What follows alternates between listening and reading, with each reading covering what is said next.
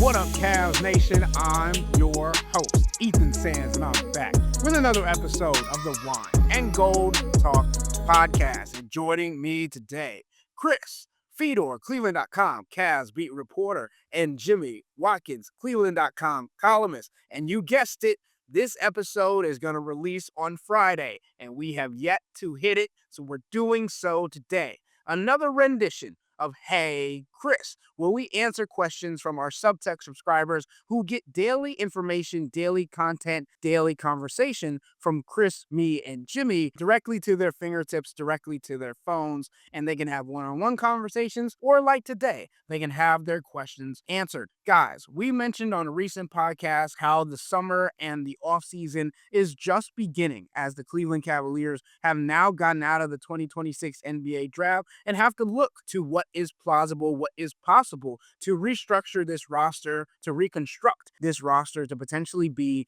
a championship contender. Because as we've said on this podcast, this Cavs team is not currently a contender, and the Eastern Conference is only getting stronger. There is one player that holds a lot of power over this Cleveland Cavaliers organization and the structuring behind what they can do this offseason, and that is James Harden. We understand that he can opt in or opt out of his player option, which would alleviate some pressure from the Cavs when it comes to them being in the second apron if he signed a team-friendly deal rather than opting into his $40+ million contract for the 2026-2027 season. So, the first question from our subtexters is about this. Coming from Anu from San Francisco, he says, what is going on with James Harden's option? He only has 4 days to decline. Is there risk here? What are the scenarios that could play out? And Anu, I think this is a valid question because as we know, James Harden has had the opportunity for a couple of days, maybe even a couple of weeks to opt in or decline. And the Cavs might have hoped that he would have figured out his decision before the NBA draft so they had more flexibility. But he now, as this podcast releases, just has 3 days left to decline during that June 29th, 6 p.m. deadline. Chris, what are you hearing? What is going on? What is the holdup with James Harden? Timing doesn't matter. As long as he does it by that day, that's all that matters. The Cavs can't proceed with any other kind of business at this point anyway in terms of free agency. Doesn't matter. Cavs wanted to get out of the first round and avoid giving a rookie a fully guaranteed contract or a guaranteed contract. That was always part of the plan. It has nothing to do with James Harden. These things are going to happen when they happen. There are deadlines for a reason, and oftentimes people push it to the deadline. And as long as he does it by the deadline, that's all that matters. And as long as the Cavs continue to go forward with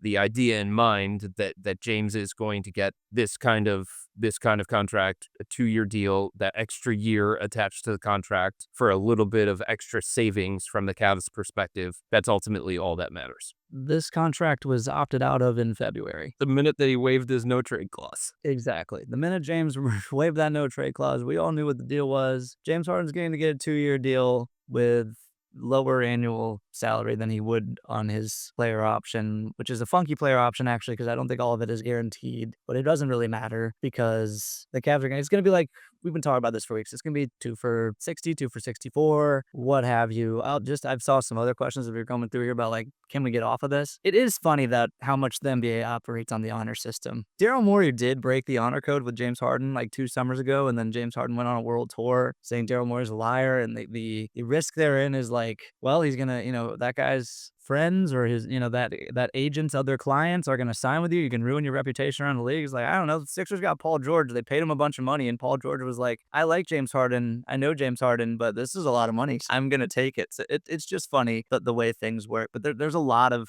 dynamics at play here. James and Donovan are friends, and Donovan likes playing with James. Donovan still believes in James. So like, if you're gonna break your promise to James Harden, you better have a very, very good plan on the back burner. The other piece of the dynamic is that they can't replace James Harden. It is beneficial to the Cavs to have James Harden. And if they went back on their word, and I can't imagine them doing that, I can't see them doing that. They have spent years trying to build this reputation of, hey, we're really, really friendly to players. This is a place where you can want to be. We'll take care of you. We'll protect you. All of that kind of stuff. But let's say if they had some kind of inkling of, do we have second thoughts on this? Are we doubting this a little bit? It's not like all of a sudden they get that money freed up. It's like, hey, we can be big spenders in free agency. Or hey, we can go replace James Harden with a James Harden caliber player with the kind of savings that we get. Nope, doesn't work that way. So it is beneficial for the Cavs to get something done with James, and it is beneficial for the Cavs to have James Harden on this roster, because if they didn't have James Harden, if they didn't sign him to this upcoming 2-year, $60 million deal or 2-year, $64 million deal, they would have a really, really bad player that would be replacing him playing alongside Donovan Mitchell, or at least a much lesser player than James Harden playing alongside Donovan Mitchell, and it would make them a worse team. Okay, guys. So I want to move on to the next question from our subtexters. Chris, Jimmy, we talked about it on a recent podcast that Kenny Atkinson and the Cavs organization have leaned into their two big lineup and utilizing them as much as they could, especially in the playoffs. As we saw, Thomas Bryant played just 9 of 18 games during the postseason. Majority was garbage time. And then you look at Larry Nance Jr., a beloved Cavalier because of how he is connected to the organization, who played in just 2 postseason games. So this question comes from Scott from Lakewood. He says it directly. What explains the Cavs' organizational reluctance to adding another quality big, perhaps one with the ability to stretch the floor, to support Jared Allen and Evan Mobley? It might be Kenny Atkinson's preference to give almost all the available big minutes to Allen and Mobley, but shouldn't the team's 19-23 playoff record during the Donovan Mitchell era prompt them to reconsider their approach? They don't hold up well against stronger teams. The first thing that I would say, the first thing that I would question is, are they 19-23 in the playoffs because they don't have a more reliable third big? Really? I mean, if we're talking about the list of issues with this basketball team, to me anyway, if we're talking about the list of issues with this basketball team, a reliable third big is so far down that list. And I don't think it reflects on what their postseason record is. I think they have a bunch of different things with this roster that don't make a lot of sense. There's a lot of roster imbalance, but I don't think that if the Cavs would have had a more reliable third big, that they would have been more competitive against the Knicks, or they would have won that series against the Knicks. And I think the short answer is they just don't see the value in it. I think every decision that the Cavs make, they have to justify by saying, all right, how much are we paying this guy? And what is the value that we're getting out of this particular player on our roster? And if they feel like the value matches the contract, at least in a roundabout way, then it's easier to justify that. But they're looking at it and they're saying, how much do we have committed to Evan Mobley and Jared Allen at this point? Do we really need to invest more money in that position group? So I don't think they see the value in a third big.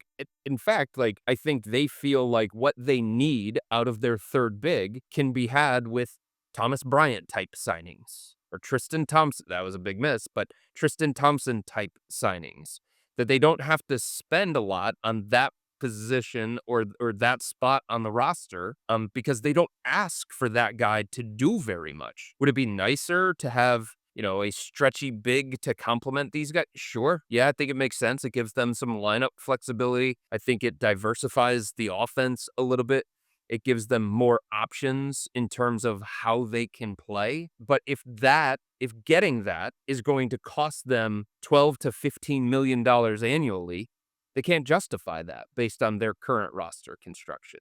If they can find a guy that fits the mold of that at $3 million or something like that, then that's what they're going to continue to look to do. And by the way, it would cost $12 to $15 million in most cases to find a guy like that. Anyone who's half passable on defense and can shoot threes is going to cost you a pretty penny, or probably a premium draft pick, something like that. I would also say that the Cavs would like Evan Mobley to be that person. Like, he's supposed to be the stretch big, and it comes and goes. The playoffs were a nice little uptick for him, but on the whole, we're still kind of waiting for that to happen. To the question, though, I think people conflate the Cavs' need for positional size with the Cavs' need for more big men. We always say basketball's for tall people. That doesn't mean you go get the tallest person available, right? We need someone who what we're talking about here is the Cavs need someone who is 6'6" and above on the wing and sturdy defensively with some providing some level of threat on offense. That's been the hole in the Cavs roster construction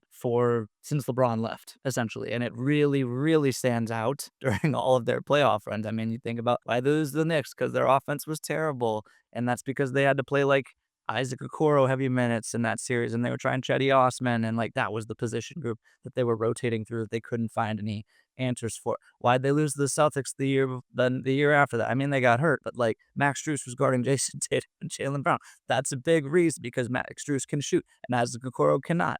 And Max Strus is in quite a wing. He's not tall enough. He does a lot of great things, but he's not tall enough to guard those kinds of wing players. Like DeAndre Hunter was supposed to be the solution the year after that. And there was like a second there. It was like, hold on, maybe we got something here. And then he fell apart over the course of, the beginning of last season. They had to get off of him. And then Keon Ellis, like it goes on and on and on. You keep spinning your wheels at that position. And that's also why I would also say that, like we've been saying on the podcast, like your need for Dean Wade says a lot more about the rest of your roster than it does about Dean Wade. Like all the things you asked Dean Wade to do. Dean Wade, like when properly channeled, I think Dean Wade's really, really good in his role. They're just asking him to do like a bunch of things that Dean Wade shouldn't be asked to do, which is another reason why Dean Wade should go get that bag and find an offer and bring it back to the Cavs. And as much money as you can get, Dean, you should get it, because they are asking you to do a lot for this team. You're a 4, you're a 3, you guard the best player. They want you to space the floor. You're a starter. Is Dean Wade really a starting level player in the NBA? Maybe a spot starter, but like he is indispensable to everything the Cavs do, because he's the closest thing that they have to this appropriately sized wing player on the roster. That's the issue here. In response to that question, guys, let's say the Cavs hypothetically had the non-taxpayer mid-level exception that they could use in free agency. They wouldn't allocate that to a third big. They couldn't justify that. They would put that money toward exactly what Jimmy is talking about. Is there a two-way wing out there that could make us better at that particular position? And if you're talking about centers and who you could add to replace Thomas Bryant, Vucevic is out there, but he made $20 million last year. Yusuf Nurkic is out there. He made $18 million last year. Zach Collins is out there. Zach Collins is not a very good player. He is what you would consider a third big. He made $17 million last year. So like if you're talking about anybody who is a step up from Thomas Bryant, a step up in terms of production, reliability, consistency, just skill set, you're talking about somebody around the mid-level exception. That's what those guys, Vooch is not getting $20 million, but that's what those kinds of guys tend to get paid. And the Cavs just can't afford to pay Jared Allen $30 million, Evan Mobley $50 million, and then another center to play 18 minutes a game during the regular season and maybe play in the postseason, maybe not play in the postseason. They can't afford to pay another one $15 to $20 million. Jimmy, to your point about the Cavs needing Dean Wade, or their necessity for Dean Wade's positional size, his defensive capability, his ability to play the wing and small forward, and basically being the only true size wing that they have on the roster currently, there is another player out there, a 6'9" kid from Akron, who the Cavs could pursue should they believe that he could be another helpful piece to alleviate some of the pressures on Dean Wade. Yes, I did say the pressure's on Dean Wade, but it's a tricky road, because obviously you would have to give up something. In some of these scenarios and some of these deals, you would have to give up Dean Wade, right? To make sure you had enough money for the mid-level tax exception for the Cavs to give to LeBron James rather than to give to Dean Wade. Also, there's an opportunity for the Cavs to trade Jared Allen on a sign-in trade to get LeBron James as well. And there have been reports and rumors that the Lakers would be willing to do so if the Cavs would be willing to do so, because obviously Jared Allen is basically the perfect big for what the Lakers organization have been trying to do for years. So this gets into the question from Stefan from Salem, who says, can we safely say that LeBron James is not coming back now? I swiftly answer this question with Chris's famous line, never say never.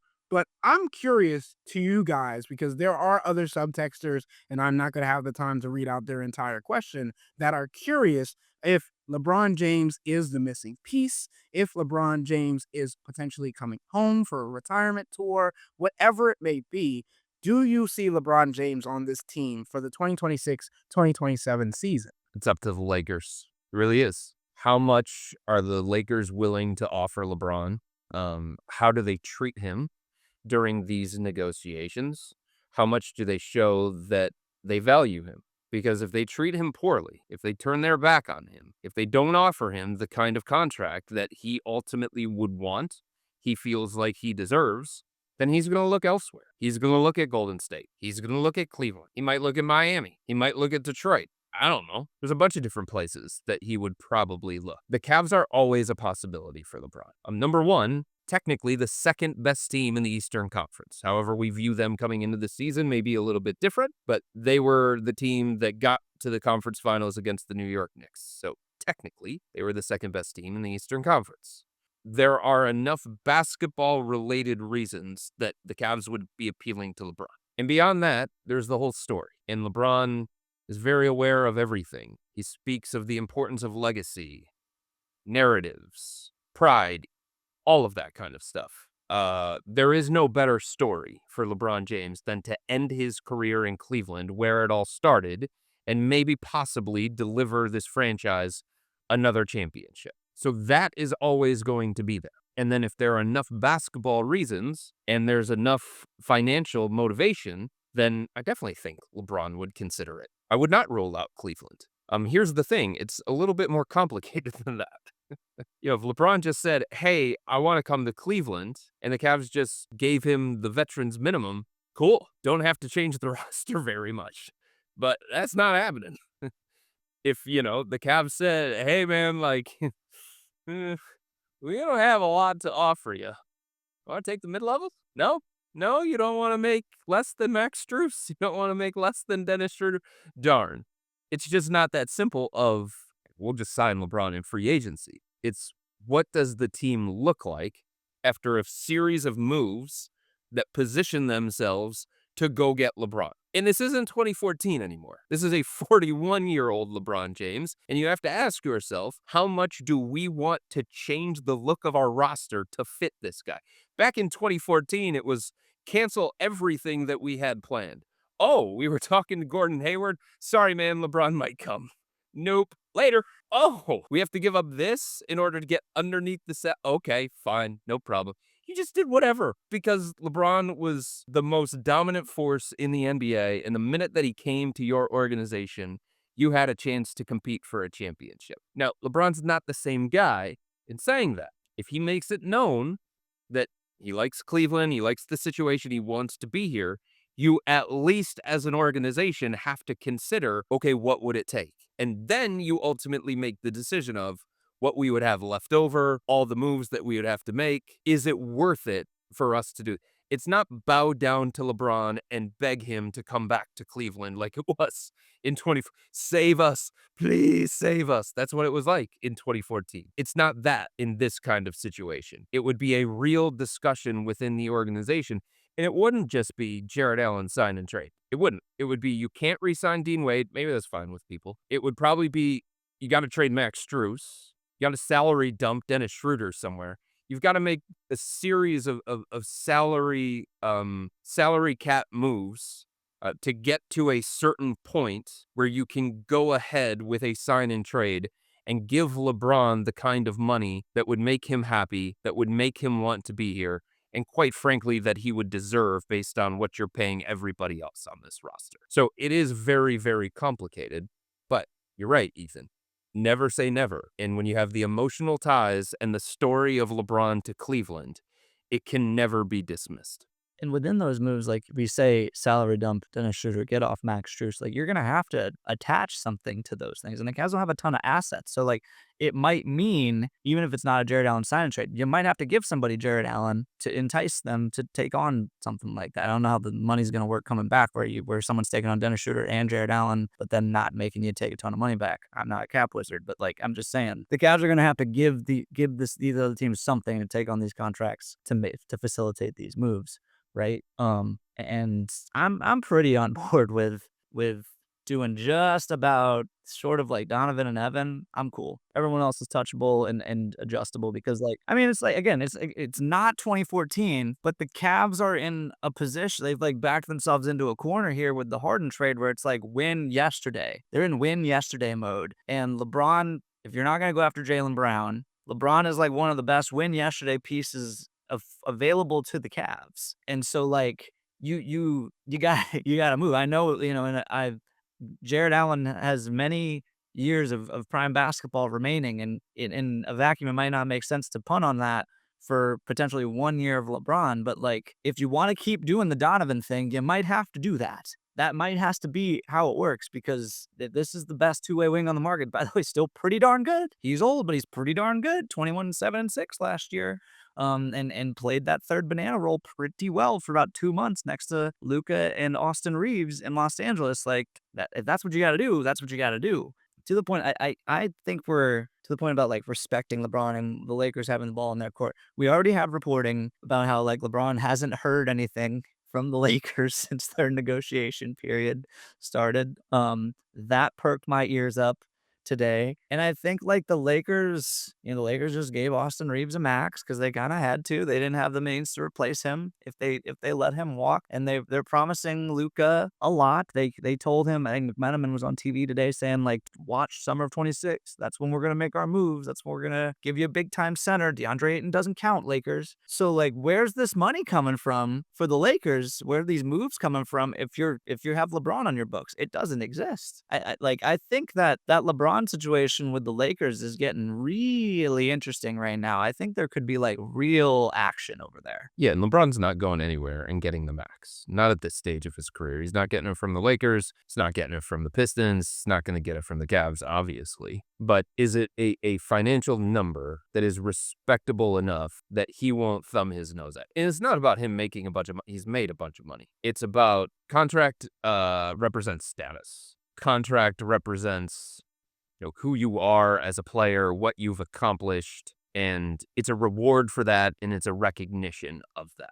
And LeBron is still, he's not the best player in the NBA. He's not a top 5 player in the NBA, but he's still a good player that is probably all NBA caliber. Those guys don't make $10 million. Those guys don't make $15 million. You know what I'm saying? And LeBron has spent his entire career fighting for player empowerment, fighting for bigger contracts, and he's just not going to take pennies. It's just not going to happen. He understands that he's not getting the max, but can he get something respectable enough from one of these other teams, one of these other suitors, Golden State, Cleveland, anybody that you want to throw out there? The other thing that I want to say, and I think you bring up a good point, Jimmy, if the Cavs are looking at this offseason and saying, we don't want to move Evan Mobley for all of the reasons that we have talked about. We don't have interest in Evan Mobley for Giannis. We don't have interest in Evan Mobley for Jaylen Brown. We don't have interest in listening to Evan Mobley for Kawhi Leonard. We don't have interest in listening to Evan Mobley for the combination of Trey Murphy and Herbert Jones, whatever else you want to throw out there, right? Well, this is a way to add a significant piece to your roster without moving off of Evan Mobley. Common thinking would say if you want to make a significant move this offseason, that Evan Mobley's the one that has to go. But this is a real pathway, and LeBron's not Jaylen Brown, and LeBron's not Giannis, but he is a significant piece, and he's somebody who is a champion, and he performs his best in the playoffs, and he had an all-NBA type season with the Los Angeles Lakers, if he would have been eligible. So how can you improve the roster significantly without parting with Evan Mobley? This. And yeah, it might cost you Jared Allen, and that's tough because Jared's been really good, and he was arguably their best player during the postseason run, the 18 games of the postseason. And their numbers with and without him on the floor, and their numbers with and without him in the lineup, and all these different things point to his effectiveness and his impact. But of the core four, the new core four, what do we call this thing? The formidable four? He's the most replaceable of those guys. And in this case, you would theoretically be replacing him with LeBron James. I think that's a trade that you would make. And again, it wouldn't just be that straight up. Jarrett would be the piece that would go to the Lakers in that sign-in trade. He would be the one that the Lakers would be interested in because that's what they need the most on their roster. And that is relatively expendable for the Cavs if they're going to make a move. But it would also have to be, okay, what's the separate deal? Hey, Brooklyn, you want Dennis Schroeder in his contract and a future 2033 first round or something like that. And then it would have to be, hey, Detroit, you want Max Strus and maybe Tyrese Proctor. some sweetener attached to Max Strus to take on his contract. So you would be putting a dent in your depth. You would be reconfiguring the roster. You would lose some pretty important rotational pieces, but you'd have LeBron. And man, LeBron on this team, think about what they need from a stylistic standpoint. Think about what they need from a behind-the-scenes standpoint. Think about what they need from a positional standpoint. It's hard to say that those other moves would be too much to get LeBron. I don't know that they would be. I think if that's what the Cavs would have to do, I'm not saying that they would do this, but if that's what the Cavs would have to do, I think they absolutely should still consider it, because he still is that kind of dude, especially when you get into the playoffs. Like, think about him alongside Donovan Mitchell and him going into New York in a 7-game series, and just everything that means, and the hope that he brings, and the belief that he brings, and all of those unquantifiable factors. It feels like the Cavs are missing some of those things.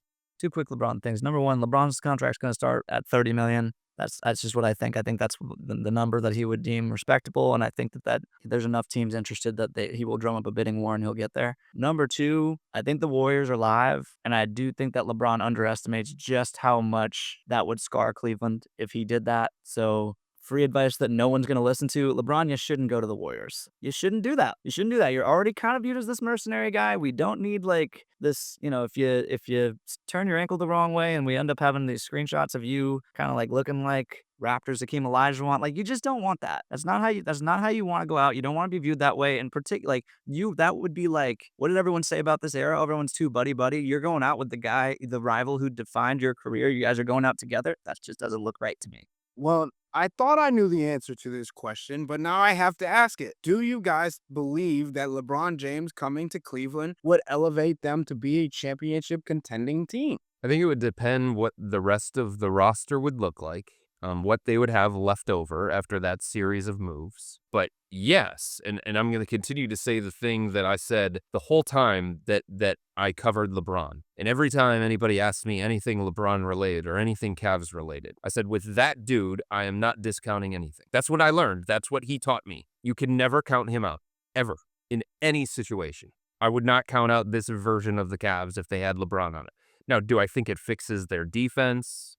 No. Do I think it would be a little bit wonky on the offensive end of the floor, just in terms of his play style with Donovan Mitchell's play style, and then Evan Mobley's play style, and the way that Kenny Atkinson wants to play and run offense, and all that kind of stuff? Yeah, there would probably be some growing pains.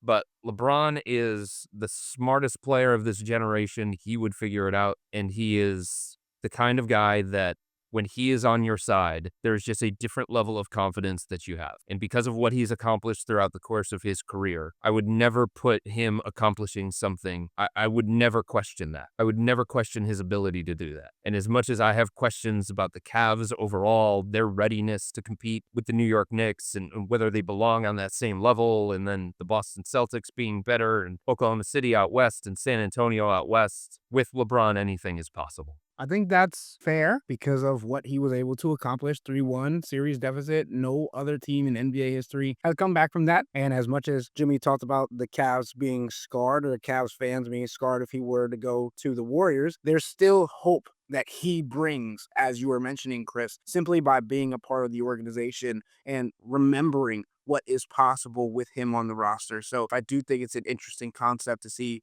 what he would bring back to the city. But also, as you mentioned, I think it's entirely based on who else is still in the roster, what they can drum up, what they can get via veteran minimums, because that's basically what they're going to have left financially to make everything around them work, and all these other things. I just think it's going to be a lot of maneuvering to make this work if they want to bring LeBron James home for a retirement tour. He almost single-handedly won the Lakers a playoff series just a few months ago, at that age, in the big bad Western Conference, alongside Rui Hachimura, Jackson Hayes, DeAndre Ayton.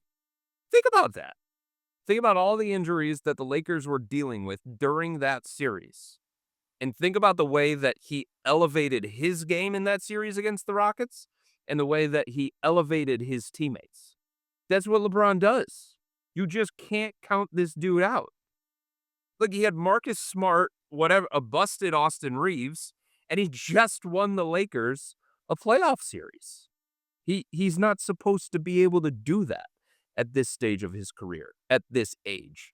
And that's why it's baffling to me that the Lakers are like, yeah, man, thanks, but we're good. No, we don't need you. We were begging for you a number of years ago, but now we're ready to just turn our back on you. Who do you think you are?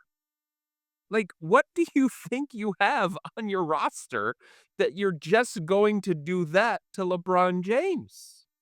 Like, you're not in position to do that, Los Angeles. So that's why I think eventually this thing is going to end with the Lakers realizing that they probably need LeBron, and LeBron realizing that LA is where he would best be from a personal standpoint and from a basketball standpoint. And I think it's going to end up with LeBron most likely returning to the Lakers, unless they continue to disrespect him over and over and over again, which would be absolutely ridiculous because of what he just accomplished for them a couple of months ago. Otherwise, they would have been one and done. The Lakers are trying to keep their feet in both ponds right now. They are sniffing around for potential Luka, Austin Reeves co-stars. Anyone out there? Anyone want our first round picks and Rui Hachimura? Anybody? And nobody does, obviously. So that's what they're doing. And but to Chris's point, they should be careful. This is not the man to trifle with. He will have other options. 23.2 points, 6.7 rebounds, 7.3 assists, 46% from the field on 38 minutes. Those were LeBron's playoff numbers this year. And that includes a series against the Thunder. Those are 10 games. 6 of those against the Rockets and then the sweep against the Thunder. Think about that. 2 very good defenses. Think about that. Of course the Cavs should sign up for that if they can make it work. Yes. LeBron James is still a specimen that we are still trying to understand, even at 42 years old. That is not anything that anybody can question. 41. Don't make him older than he is. He will turn 42 during the next season. But he's not there yet, even though his beard has been overtaken. This summer has been a rough summer for his beard. It has been overtaken by the gray.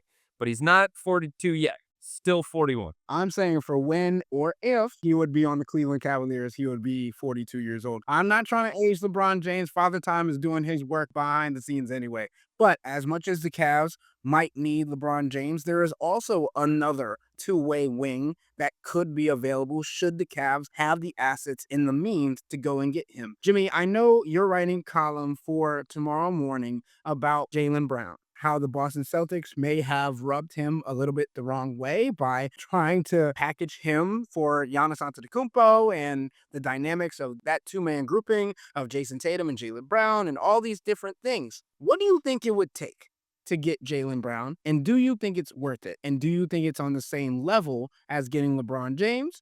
Or do you think pairing them together makes this not only a championship contending team, but a team that can compete with the San Antonio Spurs, the OKC Thunder, the teams that are fighting for a championship out west as well? I mean, it's just another version of would you trade Evan Mobley for veteran star X? That's what it is. You know, people can say, well, I'd rather, if we could get Donovan for Jaylen Brown. It's like, yeah, the reason you want to trade Donovan is the reason why the Celtics don't want to trade for him. Like $70 million and well into his 30s. The Celtics are trying to expand their timeline here. They think, okay, Jason Tatum in his prime, we want a younger co-star that will, age nicely next to him and maybe takes him off his plate as he gets older. They want Evan Mobley. And to me, it's like, Cavs, pick a lane. Are you on Donovan Mitchell's timeline? If so, why are we thinking about this? This is the missing piece that you needed for the entire time Donovan Mitchell's been here. Jaylen Brown's under contract for 3 years, so it doesn't really matter how much he wants to sign in the next extension here. And by the way, do you want to give Jaylen Brown that next extension that would start in his age 33 season, I believe, if not age 34, and pay him a gazillion dollars? That's another thing. But if we're doing this thing, I kind of thought we were doing the thing.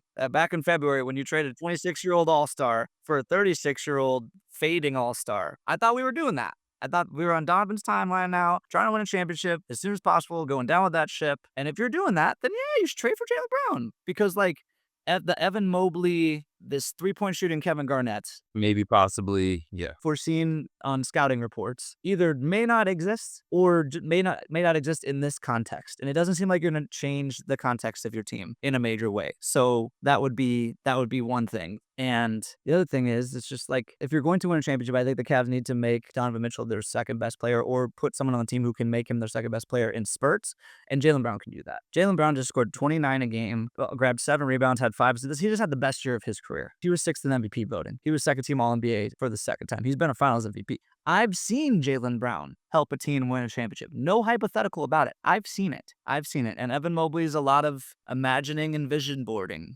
And maybe I'm still open to it. He's only 25 years old, but like, if you're on this timeline that you chose 4 months ago, then I don't think you can afford to wait around for Evan Mobley's potential or cater to it. That's just not how it works. Okay, you want to have a safety blanket for what? For what? Like, I understand that it's scary to rebuild. And frankly, the NBA just made it a little bit easier to rebuild from the middle. Like, ending up at around 40, 45 wins with Evan Mobley in 4 years is not quite as scary today as it once was, although they could change the lottery rules again. But let's just assume that they don't. But like, what did you get out of it? What did you get out of it? When you try to make 2 plans at once, usually neither one works. So you have to pick a lane. It kind of seems like you picked a lane at the trade deadline. And if you picked that lane, then lean in all the way. This is the other thing, and this is why I side with you on this one, Jimmy. It's not often in the NBA when you have these kinds of players that are readily available. And on top of that, you have what could be the best package to get them. If the Cavs were motivated enough, they could have gotten Giannis. Think about that. If they were motivated enough, they could have gotten Giannis. They had the piece that Milwaukee wanted most. It was Evan Mobley. If they're motivated enough, they have the guy that Boston would say yes to, Evan Mobley. They would say yes to Evan Mobley. I really believe that. Because he's the kind of guy that they are missing on their roster. He's the kind of guy that they've been looking for their roster. And they don't want draft picks. They don't want these young, unproven commodities. They want guys that can help Jason Tatum win a championship right now. How often do you have these situations when these kinds of players are available and you have the piece that these other teams want back, that you can do this deal? Like, in the past, maybe you haven't had enough. Maybe you look at it and you say, well, guys like Jaylen Brown, guys like Giannis, we don't have enough to get those guys. What are we supposed to give up that are going to make those teams say yes? You have a piece that they will say yes to. I truly believe that in Evan Mobley. And it would be really, really hard for me if I was the Cavs to know that those guys are available and miss both of them and let them go elsewhere when you have the package that will get it done. And I agree in terms of Evan, this isn't about him being a bad player. This isn't about him being a bad fit on this team, although there are some questions about how he fits with Jared Allen, how he fits with Donovan Mitchell. But like, this isn't about him being a bad player. This is about the Cavs needing him to be better than he's capable of being right now. That's what it is. And maybe 2-3 years down the road, he does become unicorn Evan Mobley. He's already a unicorn on defense. We can admit that. We know that. Everybody will admit that.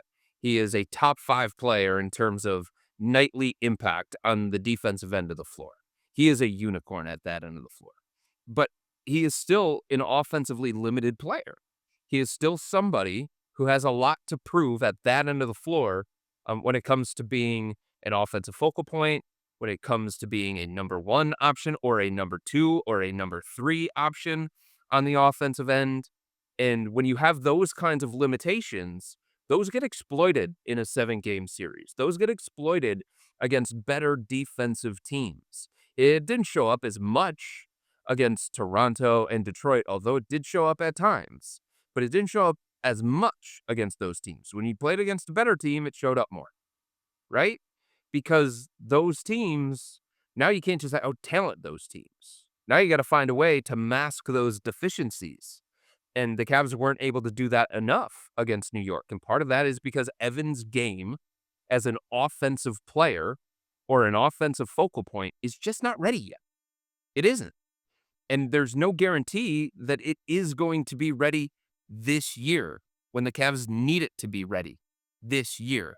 So it would be really hard for me to understand, if I'm the Cavs, understand that Giannis was out there and we missed him. We missed him by choice, by the way. And look, there were circumstances tied to that. Giannis didn't want to be here. The Cavs thought it would be too much of a risk for just 1 year of Giannis, 31 years old, the leg injuries recently. How happy would he be? All of that kind of stuff. Fine. Jaylen Brown's under contract for 3 more years. So you don't have those same concerns that you had with Giannis. Now, Jaylen Brown's not Giannis. Giannis is a better player, but he's a champion and he's a finals MVP. And if it's not like we're sitting here saying, trade Evan Mobley for anybody. No, we're talking about elite top 10 players in the NBA. And I don't want to say that's why you have Evan Mobley, but if that's your path to getting one of those players, I don't know how you turn your back on that. I don't know how you close yourself off to that, because everything about Evan Mobley is a projection. Everything about Evan Mobley is what he could become.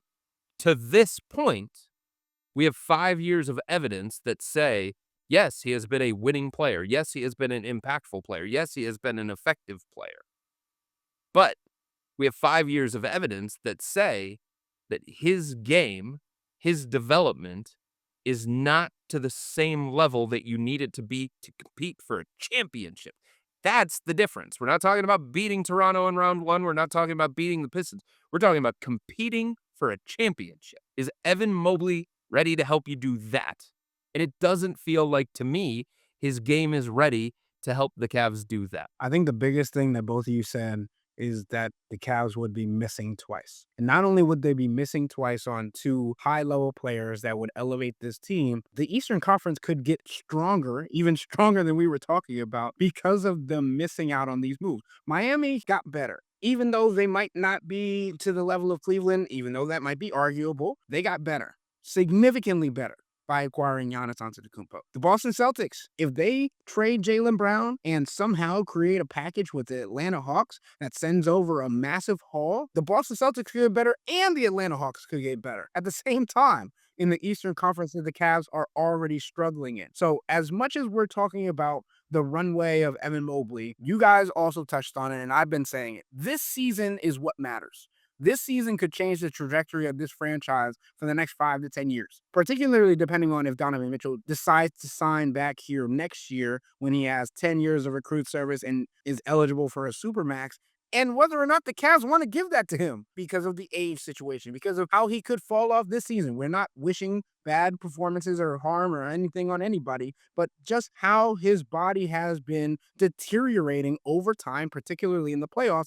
It could lend itself to one of those things happening. So while we're saying that the Cavs have this coveted piece in Evan Mobley, if they were to miss out on 2 great players who could be in their prime, could be just simply one of the best players in the NBA, you cannot miss out on these opportunities, knowing that the Eastern Conference is getting stronger, knowing that you have the expectations set on you to win a championship, not get to the NBA Finals, win a championship. That means getting to every team in the Eastern Conference and then competing with OKC, San Antonio, Denver, Houston, you name it. There are going to be teams that not only have a blueprint to beat the Cleveland Cavaliers as currently constructed, but also have an understanding of where they can attack and what areas they're simply better than Cleveland at. So I definitely think that this is an interesting conversation about Evan Mobley being this coveted piece and potentially needing to utilize him as a scapegoat for this Cavs team, or potentially going and getting LeBron James and adding him and seeing if he's the missing piece. But something has to be done. That's the final answer that we keep coming to for this Cleveland Cavaliers team. And we said it earlier into the podcast. As currently constructed, this Cavs team is not winning an NBA championship. So something has to be done to make that a possibility rather than just a hope or a desire. Well, that's the thing, too. I mean, we're not talking about Ja Morant here. We're not talking about LaMelo Ball. We're not talking about Trae Young. We're not talking about maybe a broken down Anthony Davis. Giannis was available. Freaking Giannis. Like, hello? Jaylen Brown is available. Very available. And all signs point to him getting traded at some point this offseason. Do you want it to be traded here, or do you want it to be traded elsewhere? Like, those are the kinds of questions that you have to ask yourself. And again, think about the caliber of player that we're talking about here. We're talking about top 10 players in today's NBA. That's what you would potentially be adding to your roster. And I know it's painful. When you add that kind of player, when you trade for that kind of player, it's going to be painful. You're going to have to give up things of value. You can't give up Jared Allen, Jalen Tyson, Malik Thomas, and like Tyrese Proctor and expect to get Jaylen Brown. No, it's not going to happen that way. If you want Jaylen Brown, it's going to have to be Evan. And yes, that's hard. And yes, that's a risk. Everybody will admit that's a risk. But think about what you're getting back. And think about the talent that you're getting back. Evan Mobley may never be as good as Jaylen Brown. In fact, we got a lot of evidence that says he won't be as good as Jaylen Brown. Evan Mobley was never going to be as good as Giannis. Well, probably never going to be good as Giannis. Like that's what you're getting back. And you're a team that just invested in James Harden. You're a team that's probably going to invest in Donovan Mitchell. You know what I'm saying? Like, it's now. This is your championship window. And if you have a player that is really, really important to your success, like Evan, and really, really important to the foundation of who you are, that isn't ready at that level, then it's going to be really, really difficult for you to reach your ultimate goal. And if somebody's not, Darius Garland wasn't ready. So what'd they do? They traded him and they got somebody who was ready, right? So that if you have guys like that you look at and you say, game's not ready, mentally not ready, just not ready, and you have an opportunity to get somebody who is, I think you have to explore that. As painful as it may be, as risky as it may be. Standing pat is also a risk. I wrote that this week, and I want that to be said here. Like, trading Evan Mobley might not lead to a championship, but keeping Evan Mobley might lead to nothing. Given what's happening in the East right now, the teams that are coming back, Boston's, reshuffling the deck. Indiana's going to be back. Miami has Giannis. Do not count out Miami. I'm telling you, I put this out on subtext the other day. Do not count out Miami with Giannis. They are going to be dangerous. They're going to find a way to add some players that you don't think they can add. They're going to unearth a couple of G League guys. They're going to be formidable. Just like they did in 2010 when LeBron, D. Wade, and Chris... At the time that LeBron, D. Wade, and Chris Bosh went there, they had two other guys under contract. I think it was Norris Cole and Mario Chalmers or something like that. And they had to build out the rest of that roster. And guess what they did? And I know it's different. It's no longer 2010 and the rules are different and the aprons and stuff like that. But it's the same people that built that team back then that are trying to build this team. Some of the smartest people that we have in the NBA that have already shown an ability to do it under really, really difficult circumstances. So I'm with you, Jimmy. I can't count them out either. And a much more seasoned version of Eric Spoelstra, who's the best coach in the NBA. But like, if you get to the end of the Evan Mobley road, okay, let's say the Donovan Mitchell, let's say Donovan Mitchell gets you in a more competitive conference finals, or even gets you to the finals, but you don't win a championship, and then you're left with Evan Mobley.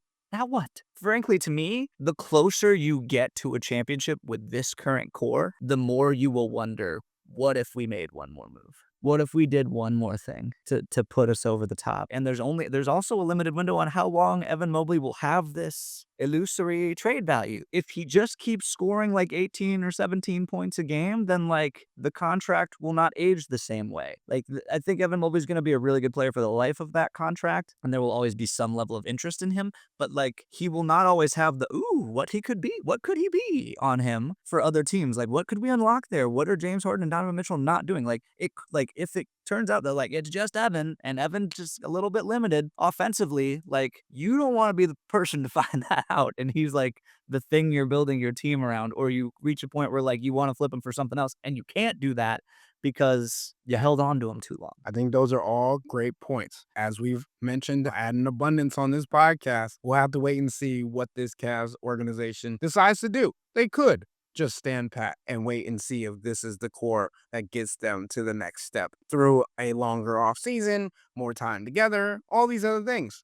But as we've said, and we will continue to say, we don't believe that's going to be enough. But we'll have to wait and see over the next couple of weeks as free agency begins. But with all that being said, that'll wrap up today's episode of the Wine and Gold Talk podcast. But remember to become a Cavs insider and interact with Chris, me, and Jimmy by subscribing to subtext. Want to have your questions answered on the podcast? Want to get a shout out on the podcast? This is the only place to do so. So sign up for a 14-day free trial or visit cleveland.com/Cavs and click on the blue bar at the top of the page. If you don't like it, that's fine. All you have to do is text the word stop. It's easy, but we can tell you that the people who sign up stick around because this is the best way to get insider coverage on the Cavs from me, Chris, and Jimmy. This isn't just our podcast, it's your podcast. And the only way to have your voice heard is through subtext. Y'all be safe.